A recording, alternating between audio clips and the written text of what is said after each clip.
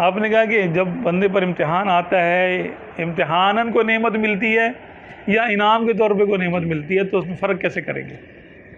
فرق اس میں یہ کریں گے کہ اگر ہمیں نعمت پر شکر کرنے کا موقع مل رہا ہے تو یہ ہم انعام ہو گئے. حدیث یعنی جو ہے نا قرآن پاک میں ہے نا دعا ہے، رب اوزعنی ان اشکر نعمتک التی انعمت علی وعلی والدی وان اعمل صالحا ترضاہ واصلح لی فی ذریتی انی تبت الیک وانی من المسلمین.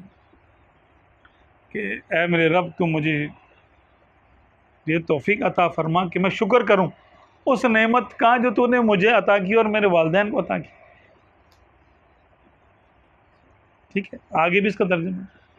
تو یہ کیا کہ شکر کی طرف دھیان جا رہا ہے بندے کا، تو یہ انعام ہے.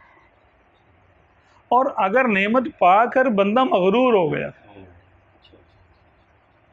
وقال انا ربکم الاعلی، کہنے لگا میں تمہارا رب ہوں اعلیٰ، اعلیٰ رب تو میں ہوں تمہارا. کون؟ فرعون. فرعون کو کون سی نعمت تھی جو نہیں تھی؟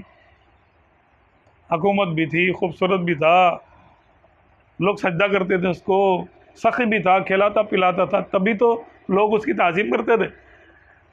پھر تعظیم بڑھتے بڑھتے سجدے پہ آ گئی، اور اس پر اس نے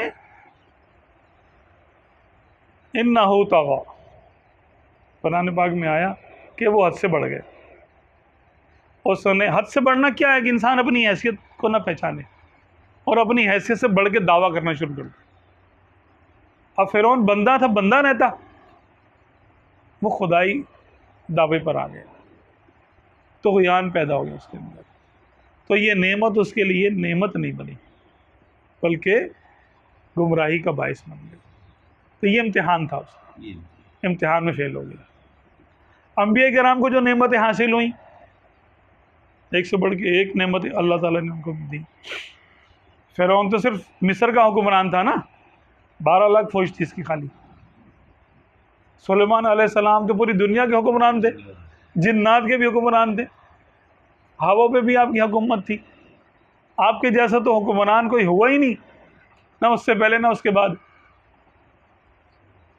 آپ نے دعا کی تھی یا اللہ تعالیٰ مجھے ایسا ملک دے لا ينبغی لأحد من بعدی، جو میرے بعد کسی اور کو نہ دیو، بس مجھے ایسی مملکت عطا فرما. تو اللہ تعالیٰ نے عطا فرمائی.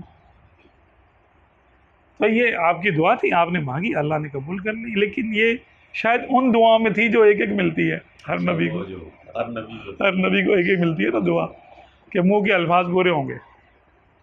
آپ نے مانگ لی، دعا مل گئی اور دعا قبول بھی ہو گئی آپ کی.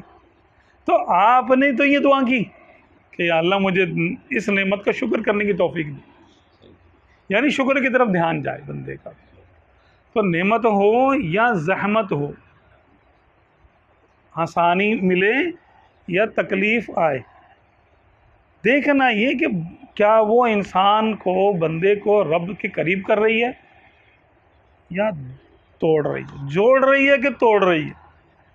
اگر کوئی نعمت یا کوئی تکلیف بندے کو اللہ سے جوڑتی ہے تو وہ نعمت ہے، اور اگر کوئی نعمت یا تکلیف بندے کو اللہ سے دور کر دیتی ہے، توڑ دیتی ہے، چاہے وہ نیکی ہو. بھائی نماز پڑھ کے میں سمجھوں ہو ہم جمعہ دیگرے نیس، میں ہوں میرے جیسا اور کوئی نہیں ہے، تم لوگ بھی نماز پڑھا کرو، تم کو دیکھتا میں تم لوگ نماز نہیں پڑھتے، اور فعل علوا کبیرہ، تو پھر وہ زمین پہ تکبر کرنا شروع کر دے کہ میں ہوں، دیکھو نا میں بھی تو پڑھ رہا ہوں نا، تم کو میرے سے زیادہ تمہارے کو کام ہے، میں بھی اتنا مصروف ہوتا ہوں اور میں یہ ہوتا ہوں وہ ہوتا ہوں. نیکی ہے نا نماز، سخاوت کرے تو لوگوں کو بتائیں، ارے اتنے سبیلیں چلتی ہیں، اتنے گھروں میں کھانا جاتا ہے اور یہ ہوتا ہے. یہ اپنی ذات کو بڑا بنا کے، اپنے لیے بھی، اپنے آپ کو خود بھی بڑا سمجھے، کیونکہ پہلے تو اپنے آپ کو بندہ خود ہی بڑا سمجھتا ہے، پھر دوسروں پہ ظاہر بھی کرنے لگے. تو خود بڑا سمجھنا یہ عجوب ہے، اور دوسروں کو حقیر سمجھنا یہ تکبر ہے، دونوں ہی حرام ہے، یہ قلبی بیماریوں میں آتے ہیں۔ تو نعمت پر نہیں ہوگا نا، یہ جو نعمت نہیں ہوگی تو تکبر کس بات کا؟ جب نعمت ہوگی نہیں تو پھر نخرہ بھی نہیں ہوگا نا، پھر نعمت پہ نخرہ ہوتا بندے کو۔